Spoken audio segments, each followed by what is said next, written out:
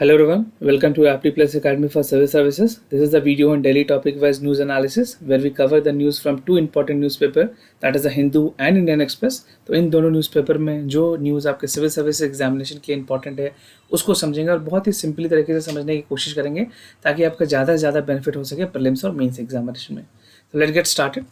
So today is 31st of July and these are the list of the topic that I'll be discussing.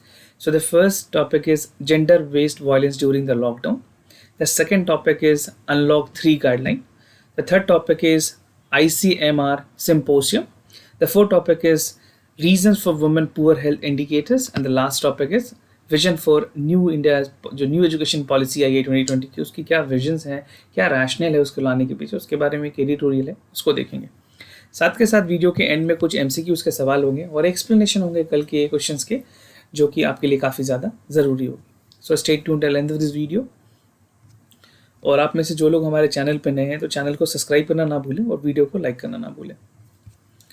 The first topic is gender based violence during this lockdown. This is there in the Hindu. आपको आज के newspaper में national page पे ये article मिल जाएगी. और इस तरह के जो आर्टिकल वो आपके जनरल स्टडीज़ पेपर 1 के लिए काफ़ी ज़्यादा इंपॉर्टेंट है. जेंडर वायलेंस हो या फिर वुमेन एम्पावरमेंट की इश्यूज़ हो, उस चीज़ को लेकर के आप कभी बार ऐसे में भी इस तरह के पॉइंट्स को अपने फोल्डर पॉइंट के तौर पे यूज़ कर पाएंगे. राइट, प्रीलिम्स में बहुत सारी चीज़ें यहाँ पे रेलिवेंट नहीं है. So this is more related to the men's perspective. So according to the new study, एक नई स्टडी की गई है जहाँ पे जेंडर बेस्ड वायलेंस को बताया गया है shifted due to the reason from the domestic violence.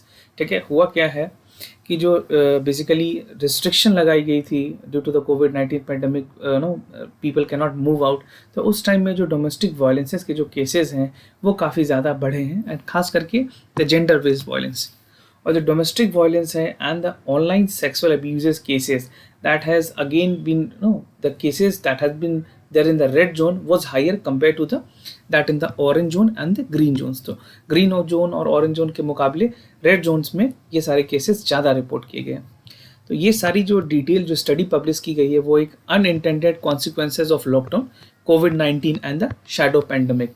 ये रिसर्च पब्लिश की गई थी the national bureau of economic research, जहाँ से इसको एडिटोरियल में डिटेल में बताई गई है. उसके अलावा कुछ और इम्पॉर्टेंट फाइंडिंग्स हैं स्टडी के.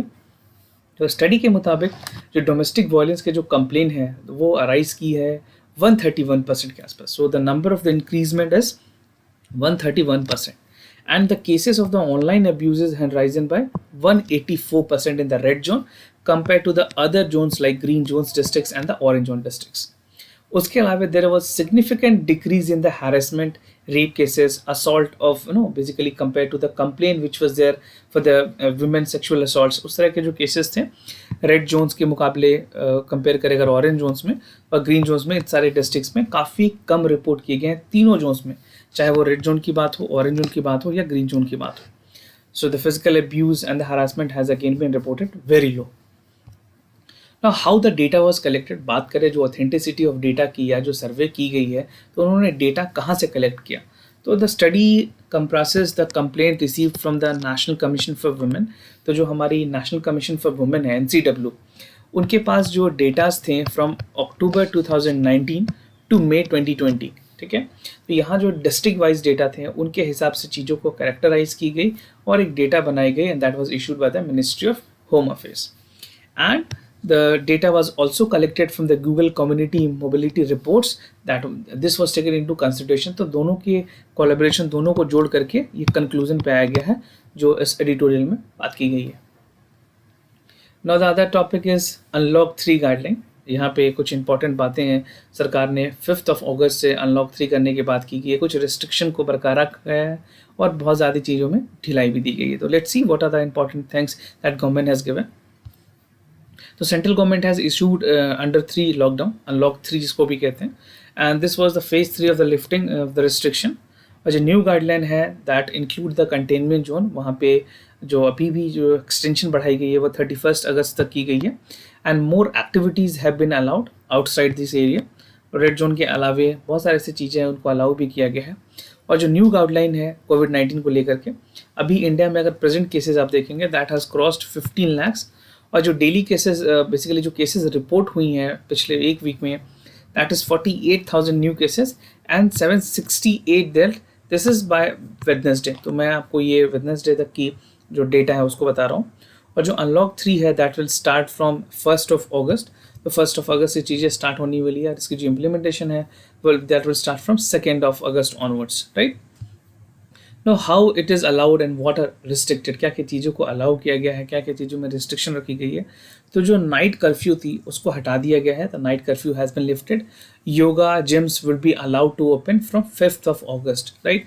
बट बहुत सारे ऐसे स्टेट्स हैं जिन्होंने जिम को लेकर के अभी भी मना किया हुआ है, क्योंकि बहुत सारे ऐसे सर्वे हैं। साउथ कोरिया में कुछ सर्वे की गई थी जूबा डांसेस के क्लास के थ्रू या फिर योगा क्लासेस के थ्रू या जिम्नाजियम के थ्रू, कि बेसिकली जो ऑक्सीजन डीऑक्सीजनेट करते हैं, जो कार्बन डाइऑक्साइड निकलता है, उसकी वजह से भी जो स्मॉल एटमॉस्फेयर में लोग 30 to 40 मिनट्स स्पेयर करते हैं एक रूम में, क्लोज रूम में, तो कहीं ना कहीं कोरोना के इन्फेक्शन फैलने का खतरा ज़्यादा होता है।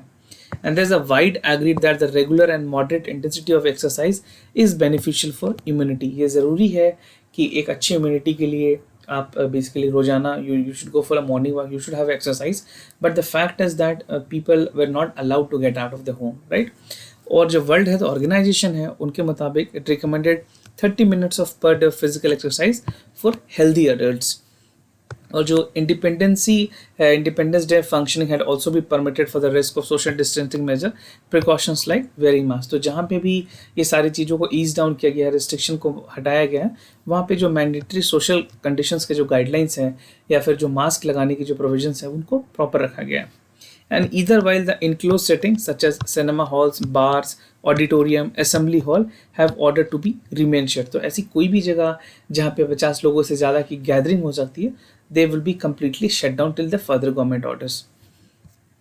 ना ट्रांसमिशन थ्रू एरोसोल की बात की गई थी, सो WHO ने भी कंफर्म किया था। तो WHO ने रिसेंटली एक्नॉलेज किया है कि जो ट्रांसमिशन ऑफ वायरस है that can be spread through aerosol and this can not be ruled out. This was completely taken into the cognizance the WHO ने इस चीज़ को एडमिट भी किया कि सर्टेन क्लोज सेटिंग्स में देखी ऐसी गई है, जो क्राउडेड प्लेसेज है या जो इनएडिक्वेटली वेंटिलेटेड स्पेसेज हैं, वहाँ पे इन्फेक्टेड पर्सन अगर लॉन्ग टाइम तक स्पेंड करते हैं, so that can affect other people as well, right. And giving the breathing pattern, जो एक्सरसाइज हैं या जो वेंटिलेशन, जिस तरह से एक अगर जिम्नासियम है तो वहाँ पे क्या है, सेंट्रलाइज एसी होती है और बहुत सारे इंडिविजुअल वहाँ पे जिम कर रहे होते हैं, तो कहीं ना कहीं स्नीजिंग या फिर किसी और तरीके से क्रॉस वेंटिलेशन की वजह नहीं होने की वजह से यहाँ पे फैल सकती है and more people can be infected, right. So the amount of virus present in the room continue to increase time by time. So this was a case study, classical studies that were taken from South Korea और बहुत सारे other countries, western countries के साथ ये experiment की गई। तो ये पाया गया कि अभी भी क्लोज सेटिंग्स में जो जहाँ पे वेंटिलेशन सेंट्रलाइज है उन जगह को बंद करके रखने की जरूरत है और 50 से ज़्यादा लोगों को एक जगह पे इकट्ठे नहीं होने देना चाहिए, right. Now maintaining the social distancing की अगर बात करें तो one way would be that the risk of the virus would be limited। तो जो नंबर ऑफ पीपल हैं, लाइक जिनेविज्म की बात करो या फिर यहाँ पे ज़रूरी है कि एक सोशल डिस्टेंसिंग मेंटेन किया जाए। It should be improving the ventilation या फिर कंप्लीटली एसी शट ऑफ हो, जो कि पॉसिबल नहीं है, and through out regular and periodic cleaning of the all equipment. So this is also a tougher task on a daily basis. अगर आप रोज हर एक इक्विपमेंट्स को क्लीन करते हो, so that is not very possible for any entity कि वो उस चीज़ को क्लीन करे, सैनिटाइज करे हर वक्त, ये संभव नहीं है, right. Now the other topic is ICMR symposium। So this is there basically एक virtual online meeting हुई है, तो उसको लेकर के इंडिया की प्रेस की गई है कि जिस तरह से इंडिया के प्राइवेट सेक्टर है उन्होंने काफ़ी एक अहम रोल अदा किया है इन द मैन्युफैक्चरिंग सेक्टर। तो ये आपके जनरल स्टडीज़ पेपर 3 के लिए बहुत ही ज़्यादा इंपॉर्टेंट है और प्रीलिम्स में भी कुछ सवाल यहाँ से पूछे जा सकते हैं। तो जो डॉक्टर एंटनी एफ फॉसी हैं, बेसिकली यूनाइटेड स्टेट्स के ये काफ़ी रेप्यूटेड डॉक्टर हैं, उनके साथ जो मीटिंग हुई उन्होंने कहा कि इस ग्लोबल बैटल को कम करने में इंडिया की जो रोल है वो बहुत ही ज़्यादा बेसिकली अप्रिशिएटेबल है और बहुत ही ज़्यादा इम्पॉर्टेंट है। So Anthony Stephens Fauci is an American physician and he is a immunologist and he is known as one of the leading expert in terms of the infection disease. तो काफ़ी reputed doctor माने जाते हैं worldwide. तो doctor Fauci का कहना है कि ही बेसिकली, उनके बारे में थोड़ा मैं आपको बताऊं तो he was the director of the National Institute of Allergy and Infectious Diseases which is the part of the National Institute of Health. तो National Institute of Health America की सबसे टॉप मोस्ट इंस्टीट्यूशन है जो health care को लेकर के काम करती है, and this is the top medical agency of the United State government, right.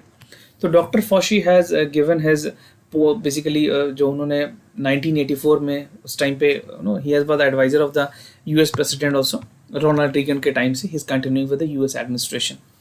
So Dr. Fauci has said he was speaking to an online symposium organized by the Indian Council for Medical Research, जो हमारी ICMR है, उनके साथ जो यहाँ के directors थे और वर्ल्ड वाइड जो ग्लोबल डायरेक्टर्स हैं उनके साथ कोलैबोरेट करके ये एक इंटरनेशनली एक्लेम्ड जो एपिडेमियोलॉजिस्ट है और वैक्सीनोलॉजिस्ट के साथ ये मीटिंग की गई आगे वैक्सीन को लेकर के और किस तरह से कोरोना वायरस की जो पेंडेमिक है उसको कैसे कंट्रोल किया जा सकता है. तो कुछ की एस्पेक्ट्स बताए गए हैं. डॉक्टर फॉशी ने इसमें 3 की एस्पेक्ट्स बताए to reduce the lags between the trial and the manufacturing of vaccine. So every country is in the position और दे वांट कि the vaccine should be immediately manufactured और उसके लिए जो ज़रूरी टेस्ट हैं उनको भी किया जाए जहाँ पे एग्जाम्पशंस दिए जा सकते हैं. जैसे एस्ट्राजेनिका को बहुत जगह पे एग्जाम्पशंस दिए गए हैं कि ट्रायल को वो कम टाइम पे या कम लोगों के साथ भी आगे करके फॉरवर्ड कर सकते हैं. तो कुछ की एक्सपर्ट्स बताएं कि जो रेगुलेटरी स्टैंडर्ड्स और जो रिव्यू है that has to be maintain, harmonizing the data monitoring and fostering the capability the comparability basically. उसके अलावा financing the advance vaccine productions. तो जो फाइनेंसिंग ज़रूरी है वैक्सीन बनाने के लिए इंडिया में अगर मैं बात करूँ तो जाइडस नाम की कंपनी है, जाइडस. उसके बाद जो कोवैक्सीन है, कोवैक्सीन बन रही है. तो ये सारी मेडिसिन इंडिया में ऐसे 5 वैक्सीन कैंडिडेट है जो काम कर रहे हैं और वर्ल्ड वाइड करीबन 15 ऐसे कंपनीज़ हैं जो कि वैक्सीन को पोटेंटली ट्रायल पे चल रही है और किसी भी time in the month of between November to December we can be very hopeful कि कहीं ना कहीं से एक पॉजिटिव न्यूज़ आएगी और वैक्सीन के आगे मास प्रोडक्शंस के लिए चीज़ें आगे बढ़ेगी. Now coming to the other topic, that is reason for women's poor health indicators. You can find this news in the Hindu. आप में बेसिकली इंडियन एक्सप्रेस में आपको ये चीज़ें मिल जाएंगी. तो इंडियन एक्सप्रेस में ये एडिटोरियल है जो कि वुमेन के पुअर हेल्थ इंडिकेटर्स को लेकर के बारे में बात की गई है और ये again this is important for general studies paper 1. तो कई बार जनरल स्टडीज़ पेपर 1 से रिलेटेड टॉपिक्स काफ़ी कम आते हैं न्यूज़पेपर में. तो जब भी पेपर 1 से रिलेटेड वुमेन एम्पावरमेंट से लेकर के बातें की जाएँ तो उस टॉपिक को आप ज़रूर ध्यानपूर्वक पढ़ें क्योंकि यूपीएससी अक्सर पेपर 1 से वुमेन एम्पावरमेंट पे सवाल पूछती है ना. बात करें at this time of basically कोविड-19 तो जो वर्स्ट कंडीशंस थी और सिंस इंडिपेंडेंस के बाद अगर बात करें तो गवर्नमेंट ने एक स्पेशल टास्क बनाया था कि जो एज ऑफ मैरिज है that should be there 18 and 21 years, 18 for the female and 21 for the male. तो government has propose to reach the legal marriage जो है उसको उसकी एज को बढ़ाया गया और timeless principle of the governance that raises the our ideology. तो यहाँ पे ये बात की गई है कि इंडिया की यूजुअली अगर देखें जो बॉटम है जो इंटरनेशनल रैंकिंग है जेंडर इंडिकेटर्स पे वो काफ़ी कम है and India has the largest absolute number of girls who were marry below the age of 18. तो इंडिया और डेवलपिंग नेशंस में एक ऐसा कंट्री है जहाँ पे 18 ईयर्स से कम में काफ़ी लोगों की एक सब्सटैंशियल लोगों की मैरिज कर दी जाती है. तो एक नेशनल फैमिली हेल्थ सर्वे है उसके मुताबिक कुछ डेटाज है मैं आपके साथ शेयर करूंगा. तो they have provided an international recognized measure की जो चाइल्ड मैरिज है उसके जो प्रपोर्शंस हैं एज ग्रुप के जो प्रपोर्शंस हैं from 20 to 24 years who were married before the age of 18 years, right. 18 साल से पहले जिनकी मैरिज हो जाती है. तो जो लेटेस्ट सर्वे है NFS 4 का, नेशनल फैमिली हेल्थ सर्वे 4 का 2015-16 के मुताबिक जो प्रपोर्शंस है वो 26.8% है और उसको कम किया गया. पहले 47% थी, now it has reduce to 26%, right. और एक सिग्निफिकेंट डिक्लाइन देखी गई है सेंसस में that have shown the similar trend from 2001 to 2011, right. This is a latest census. और बात करें कुछ इंप्रेसिव डिक्लाइन की तो जो नेशनल फैमिली हेल्थ सर्वेज हैं that show only 6.6% mere marrying below the age of 15. तो 15 साल से कम के उम्र के बच्चे जिनकी मैरिज हो रही है उसकी जो परसेंटेज अभी जो न्यू सेंसस है या जो न्यू सर्वे है उसके मुताबिक 6.6% रह गई है, right. Now decline in fertility rate की बात करें तो जिस तरह से फर्टिलिटी रेट थी इंडिया में that has also been declining sharply. और जो डिक्लाइन है वो कुछ important state like West Bengal, Telangana में देखी गई है कि जो अर्ली मैरिजेस हैं उसके जो एज हैं वो बढ़ गई है और जो बेसिकली 18 से बिलो 18 जो मैरिज करते थे वो अब उसका जो रेशियो है वो ठीक हो चुका है. नाउ वे फॉरवर्ड क्या हो सकते हैं इसके लिए सबसे पहली जो ज़रूरत बात है कि bringing the genuine changes we need to have free education. सबसे पहले लोगों को शिक्षित करना. Education is the most empowered thing in this society. तो schooling would be again very important for girls, coupling with the job guarantee. कुछ ऐसे skill development के उनके कोर्स कराए जाए जहाँ पे वो रूरल एरिया या फिर जो वनरेबल सेक्शंस ऑफ सोसाइटी में जो लोग बिलोंग करते हैं वो अपने आप को मेन स्ट्रीम में ला सके through job. And raising the age of the marriage would again be increasing the age of the motherhood. अगर उनकी मैरिज थोड़ी लेट होगी तो मदरहुड भी वो लेट बनेगा, और जो बच्चे जो मैल न्यूट्रिश होते हैं या फिर जो न्यूट्रिशनल डेफिशिएंसी मदर्स में होती है उसकी कॉम्प्लिकेशंस को भी ख़त्म किया जा सकेगा। And if women continue to remain the poor तो वहाँ पे मैल न्यूट्रिशन भी कंटिन्यूड होगी, and raising the age with the few years will change very things are little, right. This is very important. First, to be educationally, they should get good education and they should get a good job guarantee so that they can continue their good livelihood. Now, the other topic is vision of new education policy. जो new education policy है 2020 की, कल उसके बारे हमने जो important features थी government की उसको समझा। ना यहाँ पे इस आर्टिकल में कुछ जो important provisions हैं या फिर क्यों ये ज़रूरी है, क्या रैशनल थी गवर्नमेंट की, उसके बारे में समझेंगे। तो ये अप्रूव हुई थी कल बेसिकली, तो यूनियन कैबिनेट ने अप्रूव किया है इस ट्रांजिशन को, and it mark the 4th major policy initiatives in the education sector of the independence. और ये बेसिकली 1992 के बाद ये जो मॉडिफिकेशन की गई है ये काफ़ी अच्छा चेंजेस माना जा रहा है। और जो NEP है that seeks to address the entire gamut of education, चाहे वो प्री स्कूल की बात हो, डॉक्टरल स्टडीज़ हो या फिर प्रोफेशनल डिग्रीज हो या फिर वोकेशनल ट्रेनिंग हो, सब जगह में कुछ ना कुछ बदलाव की गई है कुछ अच्छे के लिए। Or this is like, after 30 years of the Indian education system, the new education policy has come into the action, and it acknowledged that 21st century की जो ज़रूरतें हैं, जो मोबिलिटी है, फ्लेक्सिबिलिटी है और जो अल्टरनेट पाथवे है for learning and self actualization, that was being inscribed in the national education policy 2020। उसके अलावा इंडिया के साथ अगर बात करें तो एक अनप्रेसिडेंटेड चैलेंजेस हैं in providing the quality education to the children and youth. तो हमारी जो क्वालिटी ऑफ एजुकेशन है उसको बढ़ाने की ज़रूरत है, और जो 2020 की जो पॉलिसी है न्यू एजुकेशन पॉलिसी वो अटेम्प्ट करती है to break from free to shackles on the past, right. And it also organizes the importance of clearing child mother tongue till the age of 5। तो जो क्लास 5 तक के जो बच्चे होंगे, जो क्लास 5 तक जो बच्चे पढ़ेंगे वो अगर चाहें तो अपने मदर टंग के साथ कंटिन्यू करना भी चाहें क्लास 8 तक, तो this can be continue to class 8, right. जो मैंने आपको कल भी अपने डिस्कशन में बताया, तो आप वहाँ कल वाले को भी देख सकते हैं ज़्यादा अंडरस्टैंडिंग के लिए। And the policy envisages 100% gross enrolment ratio. सरकार ने क्या है कि 2030 तक जो ग्रॉस एनरोलमेंट रेशियो है स्कूलिंग में उसको 100% कर दी जाएगी। और जो multidisciplinary education research universities हैं they will be supported by the new National Research Foundation. तो NRF बनाने की बात की गई है जो कि इंडिया में जो भी रिसर्च एक्टिविटीज़ होंगे उनको सपोर्ट करेगी और जो मल्टी डिसिप्लिनरी एजुकेशन सिस्टम है उसको भी प्रमोट करेगी, right. Now the question of regulation की बात की गई है, तो जो NEP है that makes the bold prescription for our school और colleges and university from periodic inspection. तो एक तरह से जो सेल्फ असेसमेंट है वॉलंटरली डिक्लेरेशन करेंगे, वहाँ पे ट्रांसपेरेंसी मेंटेन करने की बात की गई है, maintaining the quality standard in the teaching. तो टीचिंग के लिए बहुत ही ज़रूरी है कि एक standard quality of education promote की जाए, और favourably the public perception to become 24/7 for the pursuit of instruction leading all round improvement in the standard, right. और एक एम्बिशियस टारगेट रखी गई है कि जो 6% ऑफ द GDP है स्टेट्स को भी इतने खर्च करने होंगे एजुकेशन के लिए, और सेंट्रल गवर्नमेंट भी उनको कुछ हद तक मदद करेगी इस चीज़ में। और जो NP है that is provide for the ingredient at the right recipe. तो ये बहुत ही ज़रूरी है कि अभी जिस टाइम पे जो चीज़ें फॉर्मुलेट हुई है, जो पॉलिसी आई है वो एक तरह से राइट प्लेस में है, बट इसकी जो इम्प्लीमेंटेशन है that has to be properly implemented both by the central government as well as the state government. तो ये दोनों राज्य सरकार और केंद्र सरकार की जिम्मेवारी है। और जैसे मैं आपको बताया एजुकेशन जो है वो कॉन्करेंट लिस्ट में आती है, तो यहाँ पे दोनों की पावर होती है कि ये अपने जो लॉज हैं बना सकते हैं, बट सेंट्रल गवर्नमेंट की जो रूल्स होती है वो प्रिवेल करती है स्टेट गवर्नमेंट पे भी, राइट। और मैं ये बता दूं कि हमने एक daily answer writing platform start किया अपने टेलीग्राम चैनल पे, जहाँ पे डेडिकेटेड चैनल है, आपको हर सुबह यहाँ पे क्वेश्चंस मिल जाएंगे और अपने आंसर आप हमें 6 PM तक भेज सकते हैं, राइट। तो वीडियो के डिस्क्रिप्शन में इसके लिंक चेक कर लें जहाँ पे आपको ज़्यादा जानकारी मिल जाएगी। और बढ़ते हैं अपने आंसर्स की तरफ। जो कल के सवाल थे उसके करेक्ट आंसर मैं आपको बताऊंगा। तो जो पहला सवाल है उसके जो करेक्ट आंसर है वो है option C, that both statement is correct. The tax haven are the countries that have low और near zero tax, especially some kind of transaction, and tax haven also limit the financial information with foreign tax authorities.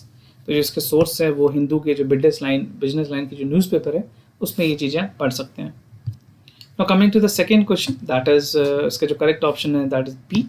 The first statement is correct, that the governor appoint the state election commissioner which determine the condition of the services and the tenure of the office. And second statement is incorrect, that he appoint the chairman and the member of the state public service commission. However, they can be removed from the president and not by the governor, right? तो ये आपको M Laxmikant में ये चीज़ें मिल जाएगी polity की, आप वहाँ पे डिटेल में पढ़ सकते हैं इसके बारे में. Now coming to the today's MCQ, आज के जो सवाल हैं, पहला सवाल है इंडियन कल्चर से. Consider the following statement. The image of the river goddess are usually found in the entrance of the Garbhagriha of the Dravida temple, or Dwarpala where they usually found the gateways or Gopuram of the Nagara temples. तो आपको इसमें जो correct option है उनको choose करना है, whether A, B, C or D. So whatever you feel is the correct answer, you can let us know your answer comments down below. And the second question is from the Indian, basically this is from geography. So with reference to the Deccan Plateau, consider the following statement. Western Ghat comprises of discontinuous with low hill mountains, and Eastern Ghat and the Western Ghat meet each other at the Nilgiri hills. So these are some of the factual point which is again very important for your prelims examination. So you have to tell me the correct answer, whether only one is correct, whether only two is correct, both 1 and 2 is correct, and none of the above is the correct answer. So do check it out, write your answer in the comments down below, and we'll look forward to more and more participation so that it ultimately benefit to your prelims examination, right? And if you have any other concern, do let us know. We'll be more than happy to assist you. For time being, I'm signing off. Wish you all the best. Stay home, stay safe. Thank you so much.